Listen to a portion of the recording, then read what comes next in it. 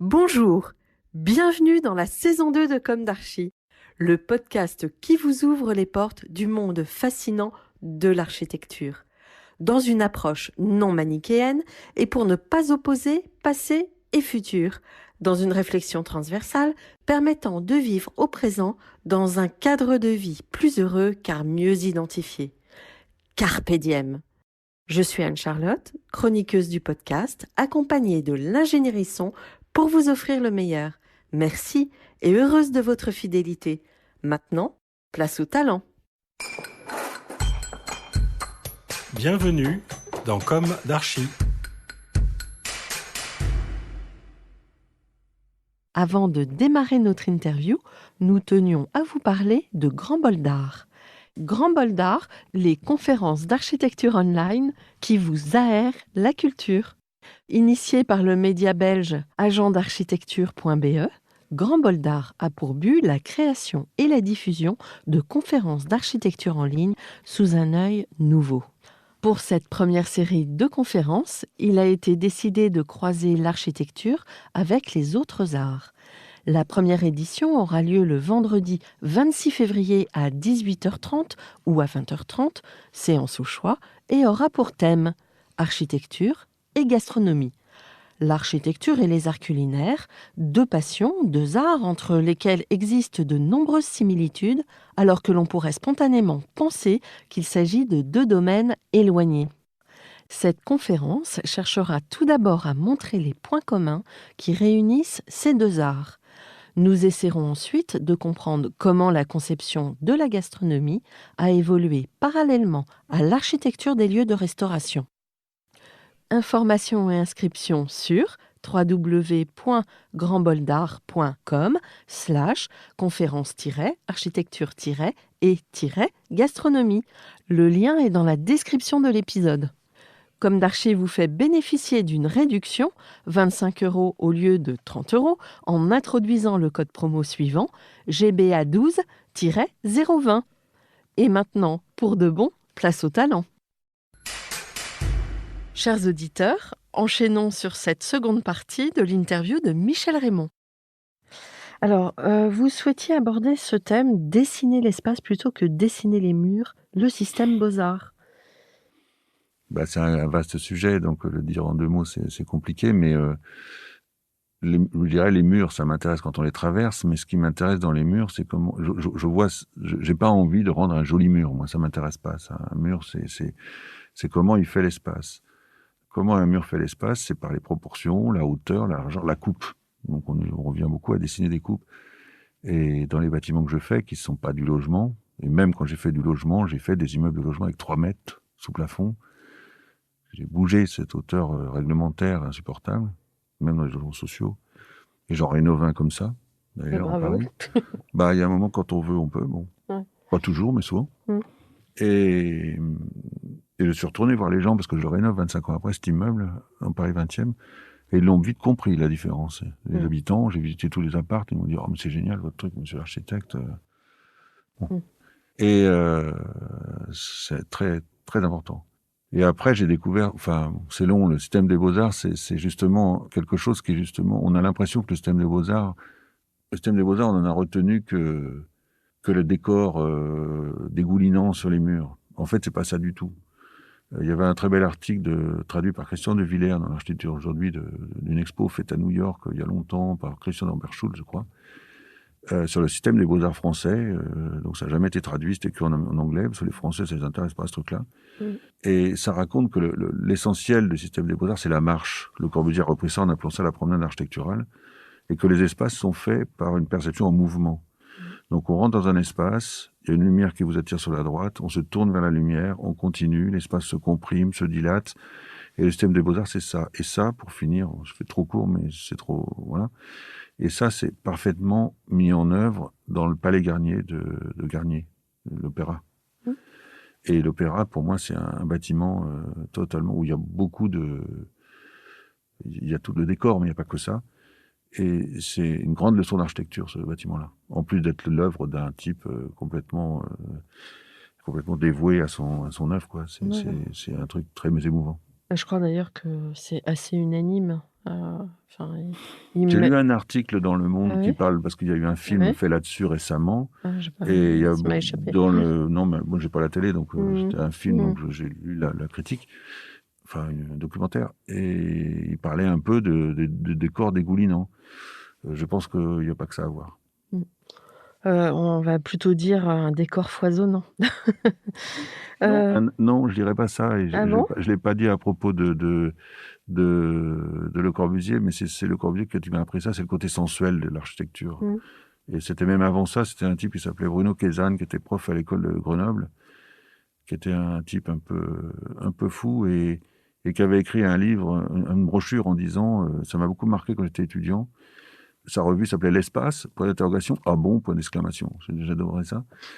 Et il expliquait qu'en architecture, pour faire court encore, il n'y avait pas que le regard. Il y avait l'odeur. Et quand j'allais rentrer dans les églises romanes, dans le nez de Saint-Onge, la fraîcheur, l'odeur et tout ça, c'est bien sûr très important. Le son. La porte qui claque dans une église, on est tout seul. L'orgue, bien sûr. Je me suis retrouvé à la cathédrale de Laon il n'y a pas très longtemps, et tout d'un coup, l'orgue s'est déclenché à fond la caisse. Je m'y attendais pas. Je suis assis, je suis encore à pleurer d'émotion devant ça, quoi. Et donc, dans l'Opéra Garnier, il y a beaucoup de ce côté très sensuel. C'est très, très sensuel. Comment arrivez-vous à inclure dans vos projets ce temps de la recherche des formes essentielles comme principe de composition? C'est une recherche c'est un mot que j'ai mis dans ma tête il y a 2-3 mois, ça. Je me suis aperçu qu'en fait, c'est à propos du stade Torpedo. J'ai fait le stade de Reims, qui était un projet d'un terrain très petit. Le stade était rectangulaire, au plus près de la pelouse, etc. Et quand on a fait le concours du stade Torpedo, qui est à Moscou, au bord de la Moskova, tout près de la place Rouge, enfin c'est un rêve pas possible de gagner un concours comme ça, pour un promoteur privé. Donc on va le construire. Ils sont en train de démolir le vieux. Enfin, c'est pas un projet qui va partir dans la nature. Et on le suit, et on est en visio toutes les semaines, voire 2 fois par semaine avec les gens. Il y a un architecte russe, bien entendu, mais bon. Et on a fait le dessin de ce stade en s'inspirant tout simplement de ce que c'est l'image d'un stade dans la tête de tout un chacun. Et pour moi, elle était résumée par quand vous allez au Stade de France, on vous donne un petit sac en papier avec un petit dessin dessus. C'est un ovale avec des petits traits jaunes qui représentent la lumière qui sortent du milieu de cet ovale, quoi. C'est le logo, quoi, du Stade de France. Et je trouve très joli. Et ça raconte tout à fait bien. Et donc, le stade de Torpedo, on a fait un ovale. Et donc, au milieu d'un univers on a la chance, en plus, de construire à côté d'un bâtiment des frères Vesnine, centre culturel de Zille, le fabricant de bagnoles qui est fait faillite maintenant. On a construit dans un site vraiment incroyable. Et au bord de la Moskova, en belvédère, on voit la tour de télécommunications j'ai oublié son nom tout de suite, qui tourne en 1930. Enfin, c'est incroyable. Moscou, c'est quelque chose en plus. Ici, il est passé des choses, quoi. Et l'Oval, dans un site avec des tours, il y a 4000 logements que fait le même promoteur qui construit le stade. Il fait 4000 logements autour. Des tours, des immeubles, voilà, pour classe moyenne, et un peu plus même. Et donc, le stade s'identifie immédiatement comme un objet, comme l'équipement. Enfin, c'est presque comme un dessin de Sampé qui cherchait à dessiner la maison de la culture au milieu des immeubles, vous voyez. Mais d'une manière pas humoristique, là, on le fait. Et donc, je me suis dit, et j'ai redécouvert mes projets comme l'hôpital Saint-Antoine, qui est ce projet, c'est une croix. Et une croix, il faudrait prendre un crayon, voilà, j'évoque juste le sujet, mais il y a des projets où justement, je m'aperçois, et encore une fois, à propos du projet de Boréal, le projet de Lyon qu'on a gagné, où la forme sur laquelle on aboutit, quand on ne se laisse pas polluer par des décisions formelles qui n'ont rien à voir avec le projet, quand on est rigoureux dans sa pensée jusqu'au bout, on arrive à avoir la forme qui est la forme juste pour ce projet-là, ici et maintenant. Ici et maintenant, c'est important. Voilà. Et donc, j'ai fait des laboratoires à Grenoble. Justement, on parlait de Potier du Val-de-Grâce tout à l'heure. Potier, le Val-de-Grâce, il a fait un tripode. Un tripode, c'est une forme magique pour faire un hôpital. Il y a des ascenseurs au milieu, puis il y a 3 branches. Moi, j'ai fait des bâtiments pareils à 4 branches pour faire des laboratoires à Grenoble. Mais aujourd'hui, quand vous allez voir mon bâtiment, vous voyez un bloc parallélépipédique. Or, il est composé comme un bloc en croix. Et donc, il y a un effet magique de la composition là-dedans, qui est du travail d'architecte, qui, dans une interview avec le micro, on ne peut pas raconter, il faut un crayon. Et donc, les formes essentielles, c'est justement ça, cette recherche d'arriver à la forme juste, idéale non, juste, oui, pour un programme donné, avec un usage donné, avec un budget donné, avec un coût donné, avec une fonctionnalité donnée, etc., etc., puis dans un paysage donné. Et cette recherche d'arriver à ne pas faire quelque chose de joli, c'est un mot que je hais, de facile, de déjà vu, etc., etc. Quelque chose d'inventé. Le mot inventé, c'est un mot qui a parcouru toute l'histoire de l'art dans différents sens, et qu'en architecture, il faut utiliser, que j'utilise. Alors, vous parliez à l'instant de l'usage, et vous en avez parlé avant. Question fondamentale, et je trouve d'ailleurs que trop peu d'architectes s'intéressent à la vie de leur bâtiment post-livraison. Comment intégrer les attentes des usagers? Le lean management? L'usage, il y a plein de manières. D'abord, avant 68, il n'y avait pas de programme. Donc les architectes, je me souviens de René Dauteland qui me racontait comment il avait fait les premières universités avec Edgar Faure sur son bureau en 2 jours. Il avait dit on met tant d'amphi, tant de salles de classe, tant machin. Et René Dauteland a fait des universités à Lyon comme ça. Voilà. Maintenant, on fait des programmes qui sont des fois trop compliqués, trop précis, et qui donc ça bloque complètement l'évolutivité parce qu'on fait des bâtiments qui sont faits pour les utilisateurs d'ici et maintenant, mais pas ceux dans 10 ans. On est trop précis, quoi.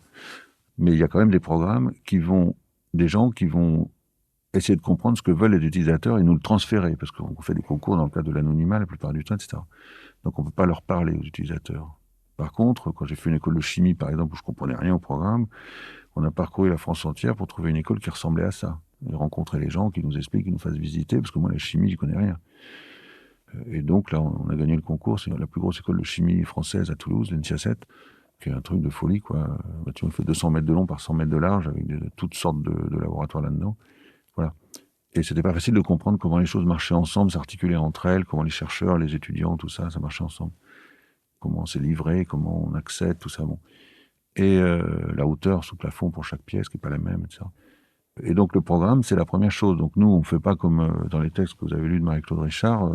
Moi, je refuse de commencer le moindre trait de crayon avant d'avoir lu, ou que quelqu'un de mon agence ait lu le programme à fond et ait tout compris. On ne dessine pas a priori sans avoir vraiment compris ce qu'on nous demande. Donc ça, c'est une espèce de religion, de comprendre ce qu'on nous demande. Mais c'est vrai que le programme, c'est un peu léger. Alors j'ai 2 autres expériences à mettre en face de ça. C'est l'expérience d'Air Liquide d'abord, où on a gagné ce concours privé, sans projet, juste avec 2 feuilles d'intention. C'est un projet qui sera dans votre partie anglaise. Je vous raconterai l'histoire de ce projet plus en anglais. Donc je me suis retrouvé face à monsieur Olivier Delabroix et Bruno Le Prince-Ringuet, qui était responsable de la recherche monde. Donc un mec, Olivier Delabroix, un mec à 45 ans, je sais pas quoi, qui a une tête de rugbyman et de surfeur, un mec hyper gentil, mais quand même une tronche, quoi, qui passe son temps à l'époque aux États-Unis, machin, dans toute la Chine, partout, pour essayer de comprendre. C'était le start-upper de Air Liquide, quoi, qui est un groupe énorme.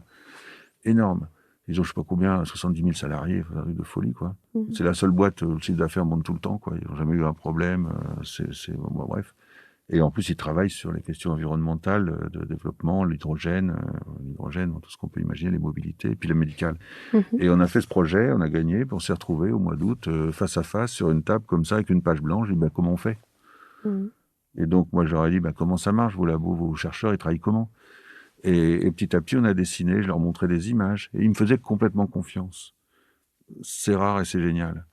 Et donc, petit à petit, on a fait le projet en les écoutant, en allant voir, en comprenant, en revenant en arrière, en leur montrant des images de référence, en faisant vraiment notre travail d'architecte, et en leur montrant que leurs idées, des fois, ils nous disaient, mais faites comme tel bâtiment que j'ai vu. On disait, non, moi, c'est pas ça que je veux, c'est l'origine, c'est pas ça. Bref. Et on arrivait à un bâtiment qui les a surpris, et qui leur plaît beaucoup. À Legendre-Josas, donc le centre de R&D d'Air Liquide. Et c'est un assemblage de laboratoires et de bureaux, laboratoires de recherche. Et puis l'autre projet, alors là où c'est un peu l'accomplissement de ça, c'est une chose qu'on a découvert avec Marie-Claude. Et Marie-Claude est quelqu'un d'assez sceptique et elle n'y croyait pas au début. Et maintenant, on y croit beaucoup. C'est pour faire un programme, dans un hôpital, c'est très compliqué de mobiliser tous les membres du personnel soignant. Il y a toujours des gens qui râlent, des gens qui changent, des gens qui viennent pas au rendez-vous, après qui disent on m'a pas demandé mon avis. Enfin, c'est très, il y a beaucoup de services, c'est très compliqué. Là, il y a une directrice, Madame Anne de Garcia, qui est une dame qui a une très forte personnalité, un très fort pouvoir de décision surtout, qui sait ce qu'elle veut en fait, et qui a décidé une autre méthode qu'on lui avait proposée avec le directeur adjoint des HCL à l'époque, de prendre une méthode qui était le Lean Design. Alors, le Lean Design, c'est long à raconter, il faut regarder dans Internet ce que ça veut dire. C'est quelque chose qui a été mis au point par les Japonais pour l'industrie automobile. C'est pour rendre plus efficaces les gestes du personnel et faire les lieux et les gestes le plus efficace possible, à la fois pour l'ergonomie, pour gagner du temps, pas se fatiguer pour rien, etc., pour optimiser le geste.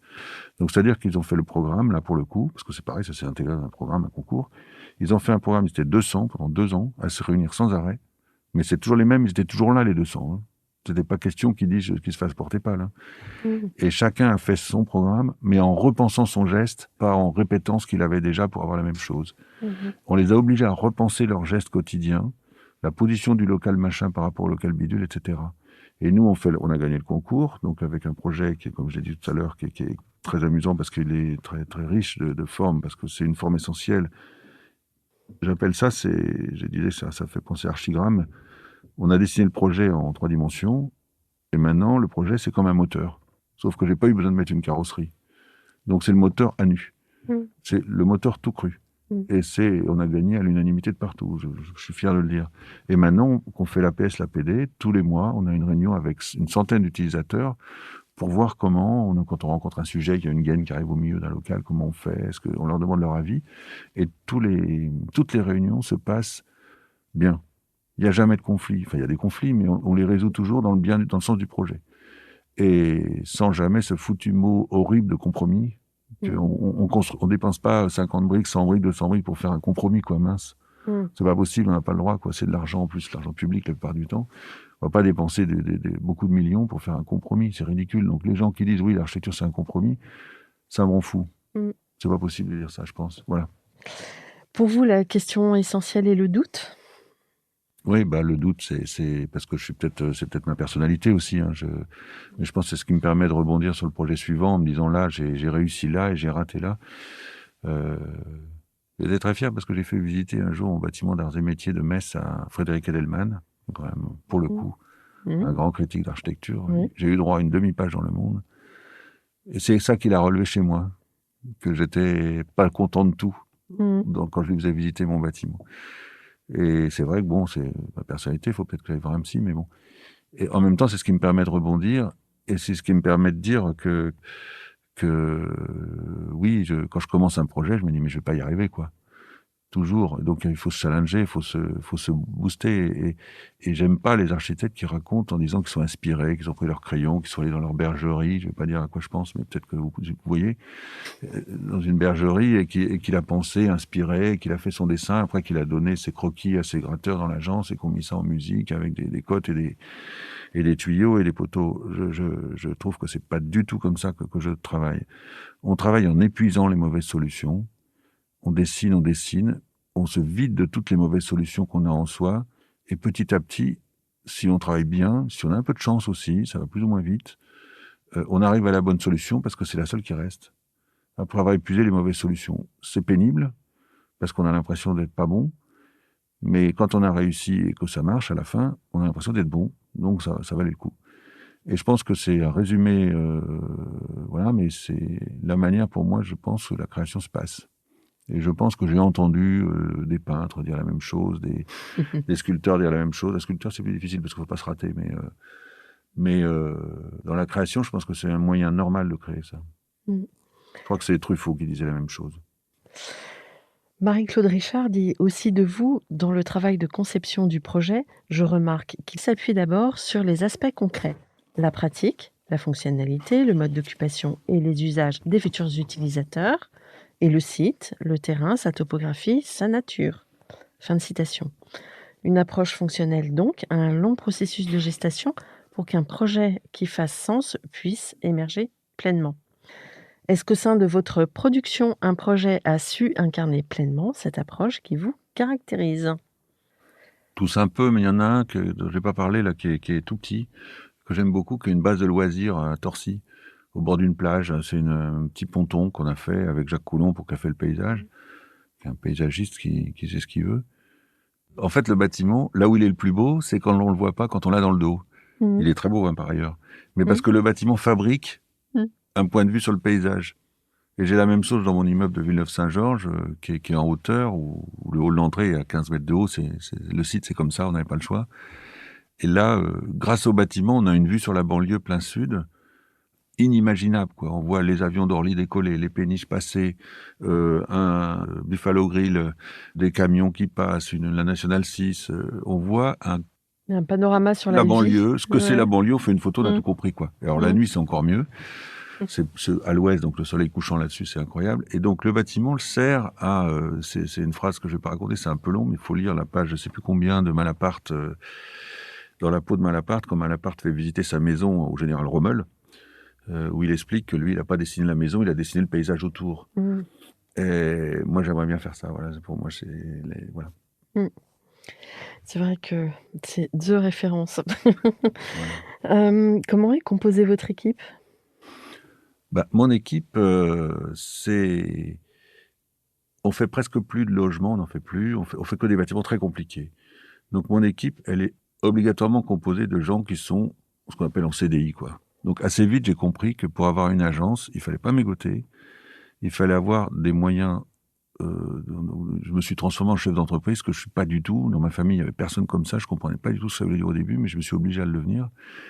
À être sérieux, avoir des outils assez chers qu'il faut payer, avoir un local qui accueille bien les gens, donc c'est assez cher aussi, grand, les derniers logiciels, pas craqués à l'époque, maintenant plus personne n'a de logiciel craqué, mais à l'époque, bon, les outils les plus pointus, on est en train de se renseigner pour avoir des outils sur le big data, pour gérer des projets avec beaucoup de complications, et donc ça suppose que les gens soient là en permanence. Donc c'est pas des gens qu'on prend en place de grève et qu'on relâche 3 mois après, ou même 18 mois après, avec des CDD longs, comme on voit souvent dans les CV.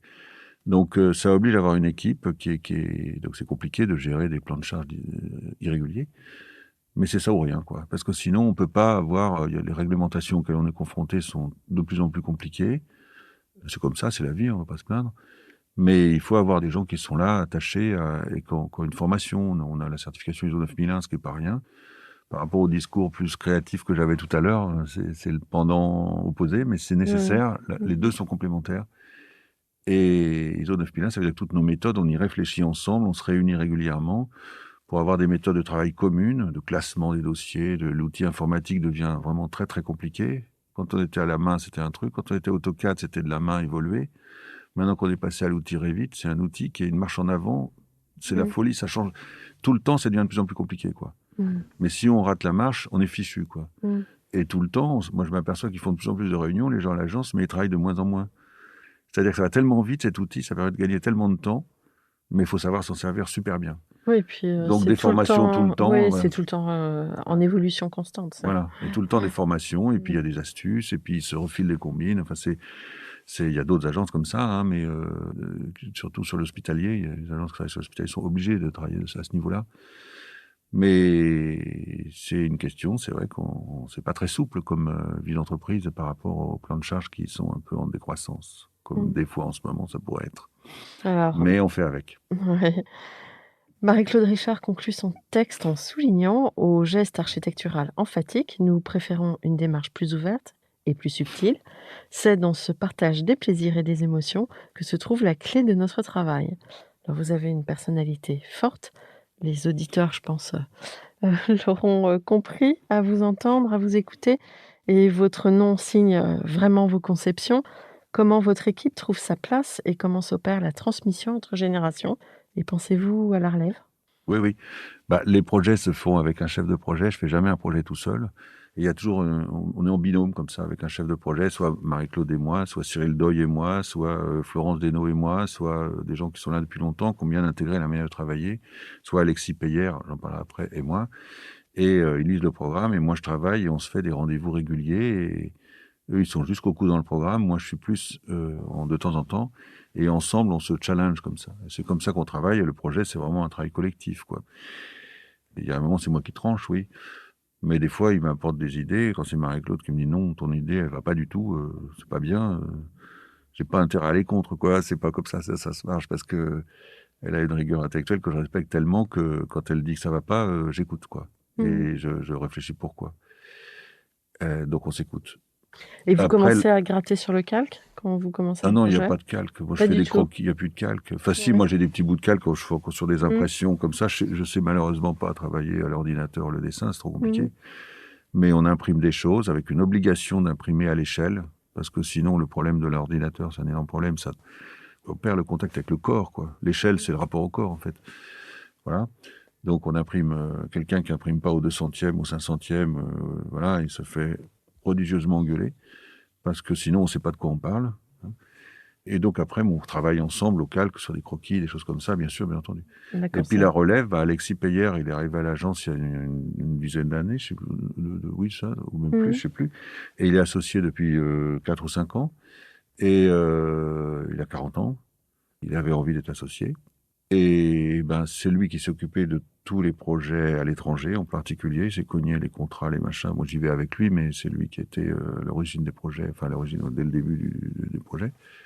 Et ben, petit à petit, il prend des parts de ma société. Petit à petit, il grandit. Mais enfin, c'est pas, il n'aura pas 100% demain parce que j'ai pas envie d'arrêter demain.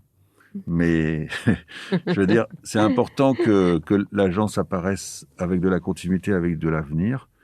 Parce que c'est vrai, quand un maître d'ouvrage voit un bonhomme comme moi qui a 71 ans, il dit bah, celui-là, il prend sa retraite demain. Non, je peux pas lui dire que c'est pas vrai, mais il peut l'imaginer. Et j'ai pas envie que mon entreprise et les projets qu'on a se rétrécissent, se rétractent parce qu'on me ferait plus confiance. Donc avec Alexis, je pense que les maîtres d'ouvrage nous font confiance et la vie de l'entreprise, elle va légèrement changer, elle va évoluer, le monde change, c'est normal. La vie de l'entreprise est prolongée, continuée. C'est aussi un respect pour tous les gens qui sont dans l'agence en ce moment, qui voient qu'ils Bien sont sûr. là avec un avenir. C'est tout un tas de choses comme ça. Enfin, c'est dit de manière très très rapide. J'ai peur de le dire de manière trop brutale, mais voilà, c'est ça. Non, non, l'avenir, c'est important. Et l'effectif, c'est moyen? Parce qu'en ce moment, Bah, c'est on a peut-être été le maximum, et notre local le permet, on a mmh. été 38. Là, en ce moment, on est 20, 23, un truc comme ça. Mais c'est vrai qu'avec l'informatique, à chaque fois, même quand on essayait à la main, il fallait plus de gens pour faire un. Donc, mais quand même, à 22, on a moins de travail que quand on était 30, 35, 36, 37.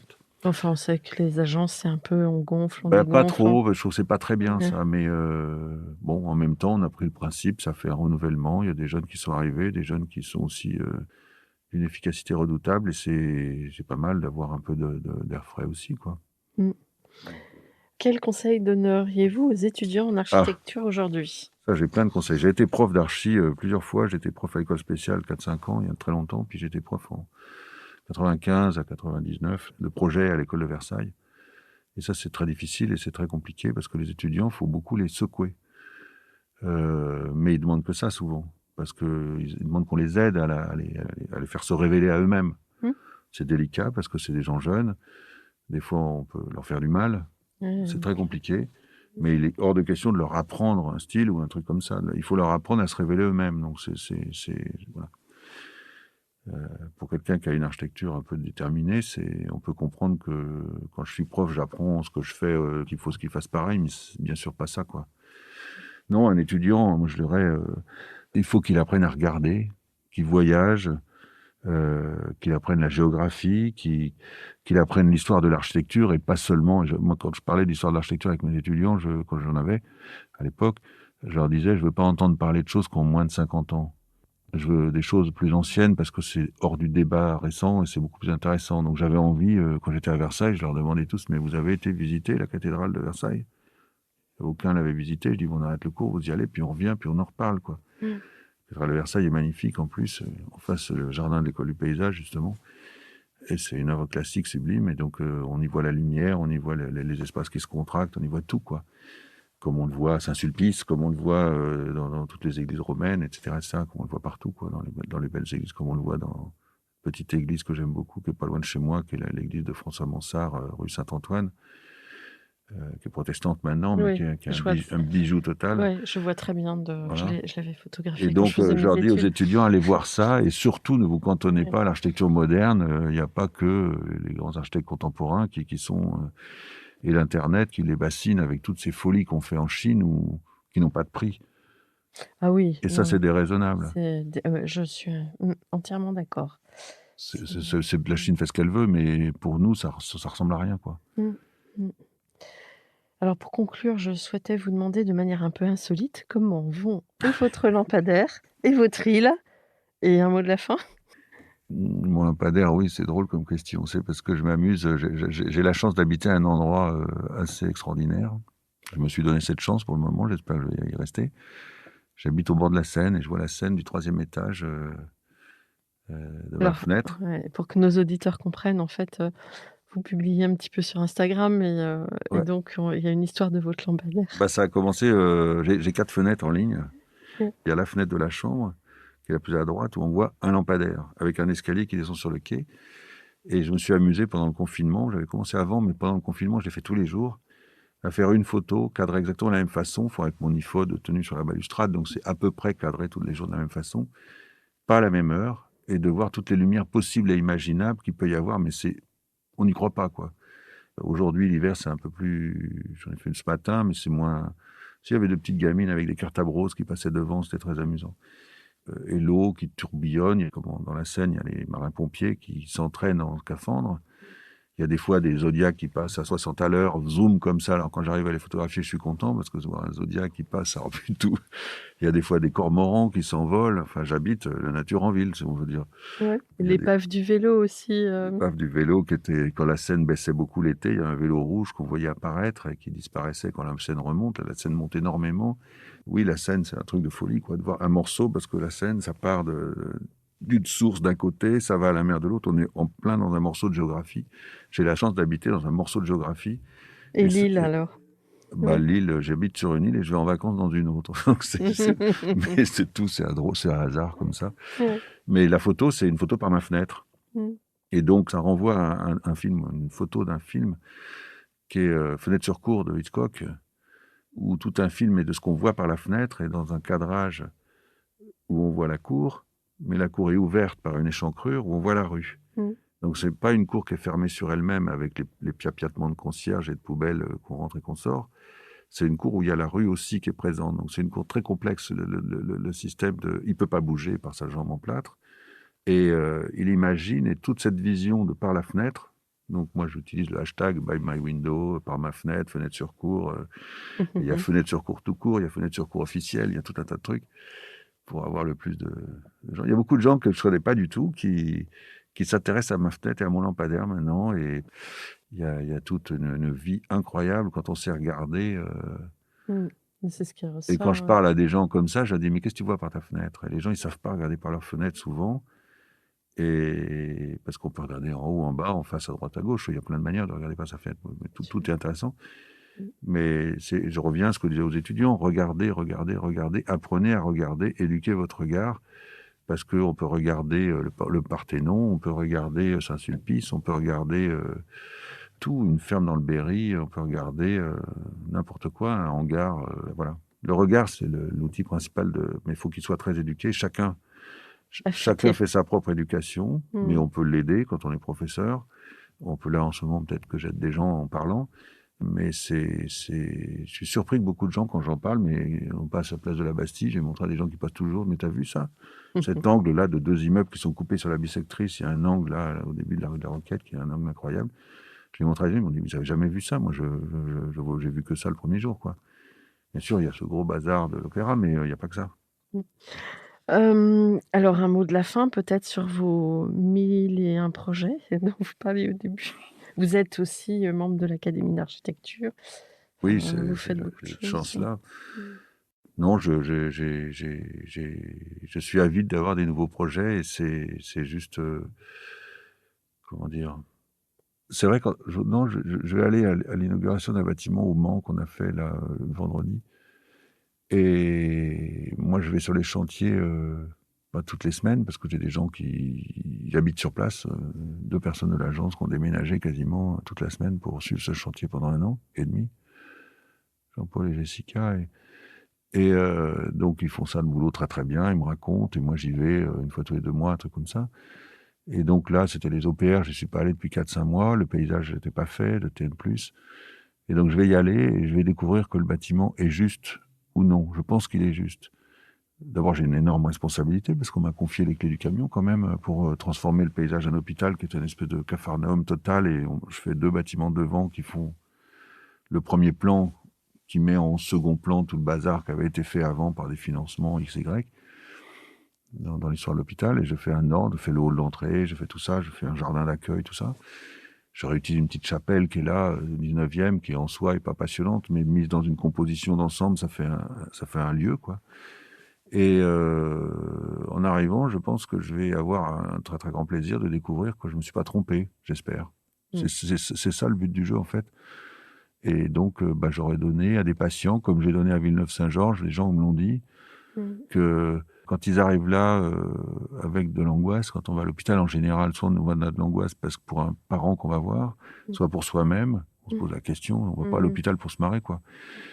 On a envie d'être aimé, pris en charge, de la douceur, puis de la netteté aussi. Il y a les personnels soignants d'abord, bien sûr, et moi un petit peu. Donc si je peux faire ça, je suis content. Donc des fois on dit que j'aime bien être architecte citoyen, oui, c'est ça, oui. Voilà, ça peut être ça, le mot de la fin. Bon. En tout cas, vous êtes un architecte plein de richesses. Vous avez 71 ans, vous êtes instagrammeur. On vous sent plein de vitalité et je trouve ça très beau. C'est gentil. Et je pense qu'on a une vision un peu terrible aujourd'hui de quand on devient un petit peu plus âgé, on est assez vite, enfin je trouve en tout cas, mis en marge, ou on se met vite en marge soi-même, hein, et bravo pour cette, Non, la marge, là, c'est pas bien. ouais, voilà. La marche, c'est la mort. J'ai pas Bien envie, sûr. moi, ça m'intéresse pas. Vous incarnez vraiment votre métier en tout cas. C'est gentil, c'est ce qu'il faut faire. C'est vrai que j'ai regretté de ne pas être plus longtemps enseignant. C'est compliqué l'enseignement et je comprends pas bien en France ce qui se passe là-dessus, mais bon, c'est compliqué l'enseignement, oui.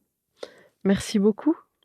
Merci beaucoup de m'avoir permis de dire tout ça, de m'avoir posé des questions très justes, très surprenantes même. Mais bon, c'est le jeu, c'est la surprise, c'est ce qui fait, j'espère, des réponses intéressantes. J'espère que j'ai Mais réussi. bien sûr. Merci beaucoup pour votre témoignage. Au revoir. Au revoir, merci.